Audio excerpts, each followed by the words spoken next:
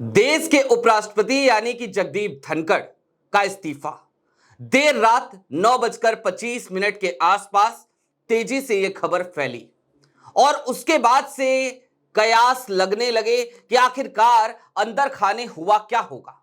लेकिन उन सब के बीच फिर याद आया उपराष्ट्रपति का 10 दिन पहले का एक बयान, जिसमें वो ये कहते हुए नजर आए, I will retire on right time, August 2027। जब 10 दिन पहले उपराष्ट्रपति जगदीप धनखड़ खुद इस बात को कह रहे थे कि वो 2027 में ही रिटायर होंगे, सही समय पर ही रिटायर होंगे, तो फिर अचानक से इस्तीफा उन्होंने क्यों दिया? उन्होंने इस्तीफे का कारण स्वास्थ्य को बताया, खराब स्वास्थ्य को बताया, डॉक्टरों की सलाह को बताया। लेकिन इन सब के बीच उपराष्ट्रपति जगदीप धनखड़ के बहुत सारे कार्यक्रम लगातार लगे हुए थे। उनको हालिया दिनों में जयपुर जाना था। उसके अलावा आज की तारीख में उन्होंने कई मीटिंग्स कॉल कर रखी थी। अपोजिशन के नेताओं से उन्होंने कल की तारीख में मीटिंग करी थी, तो उनमें से भी एक सांसद से उन्होंने कुछ कमिटमेंट्स किए थे। अपोजिशन के एक नेता से उनकी फोन पर बात भी हुई थी। तो क्या कुछ ऐसा है पर्दे के पीछे जिसकी पर्दादारी की जा रही है? और क्या वाकई में मोदी सरकार की आंखों में खटकने लगे थे जगदीप धनखड़, और अब उस कुर्सी पर आकर बैठेगा कौन? सारी बातें जरा विस्तार से करने की जरूरत है, लिहाजा वीडियो में अंत तक जरूर बने रहिएगा। नमस्कार, मैं स्वप्निल और आप न्यूज स्ट्रीट देख रहे हैं। दोस्तों, कल देर शाम का वक्त लगभग 9:30 का, और एक खबर तेजी से हर जगह फ्लैश होने लगती है। खबर यह कि उपराष्ट्रपति जगदीप धनखड़ ने अपना इस्तीफा दे दिया है, और उसके बाद किसी को कुछ समझ नहीं आता। लेकिन इन सब के बीच कुछ चीजें ऐसी हैं जिनको आपको जान लेना चाहिए। कल देर शाम 4:30 पर बिजनेस एडवाइजरी कमेटी की एक मीटिंग थी। इसमें 2 लोग अनुपस्थित थे। कौन थे वो 2 लोग? नाम है जेपी नड्डा साहब और किरेन रिजिजू साहब। हालांकि इन दोनों ने कहा कि हमें किसी और जगह पर व्यस्त होना था, इसलिए हम नहीं आ पाए। बिजनेस एडवाइजरी कमेटी की मीटिंग जो उपराष्ट्रपति ने बुलाई हो, उससे ज्यादा जरूरी और क्या काम हो सकता है? ये एक बड़ा सवाल है। दूसरी तरफ कल की तारीख में आपने एक बयान सुना होगा, चंद सेकंड्स का बयान। सुनिए जेपी नड्डा साहब का ये बयान एक बार फिर से। जी हां, सुना आपने जेपी नड्डा साहब का ये बयान। और अब असल कहानी की तरफ चलते हैं कि दरअसल हो क्या रहा था। यशवंत वर्मा, नोटों की बोरी वाले जज साहब, उनके खिलाफ महाअभियोग प्रस्ताव लाना था।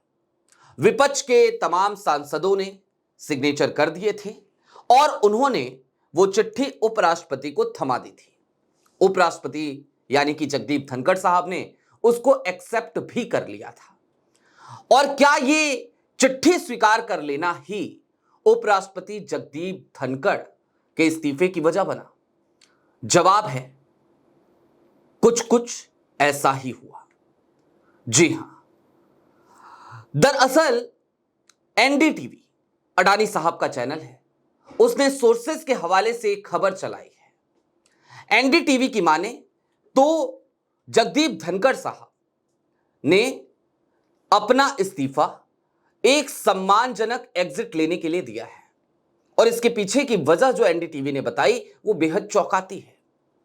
एनडीटीवी कहता है कि उसके जो सोर्सेस हैं उन्होंने कंफर्म किया है कि हुआ क्या था। तो दरअसल हुआ यह था कि उपराष्ट्रपति महोदय ने जब विपक्ष के सांसदों की चिट्ठी को स्वीकार कर लिया, एक्सेप्ट कर लिया, तो उसके बाद से एक फोन कॉल आता है। यह फोन कॉल उपराष्ट्रपति जगदीप धनखड़ साहब के पास आता है और उनसे इस बारे में सवाल किया जाता है कि आपने भला विपक्ष के सांसदों की चिट्ठी क्यों एक्सेप्ट करी? क्योंकि यह पहल हमें करनी थी, यह एक्शन हमें लेना था, यह तो केंद्र सरकार को लीड करना था इस मामले में। आपने बड़ी गलती कर दी। और इसके बाद से जगदीप धनखड़, जिनको हमने हमेशा ही एक अलग तरीके के फॉर्मेट में देखा है, हमेशा यही कहते हुए देखा है कि वो किस तरीके से विपक्ष के सांसदों की आवाज को दबाते रहते हैं सदन में। वो जगदीप धनखड़ जब अपनी आन बान और शान पर बात आई तो भड़क गए। दोनों के बीच में कुछ शार्प कमेंट्स पास हुए। उस फोन कॉल के दौरान बहस तीखी हो गई, आर्गुमेंट में बदल गई और यह तीखी नोक-झोंक के बाद जगदीप धनखड़ साहब ने फोन पटक दिया। फिर जगदीप धनखड़ के खिलाफ नो कॉन्फिडेंस मोशन लाने की तैयारी की जाने लगी। जगदीप धनखड़ साहब ने आज से 10 दिन पहले क्या कहा था, जरा अब वो बयान भी आपको सुना देते हैं। उस बयान को भी एक बार सुन लीजिए। I will retire at the right time. August 2027. सुना आपने, जगदीप धनखड़ साहब ने 10 दिन पहले यह कहा था कि आई will retire on right time.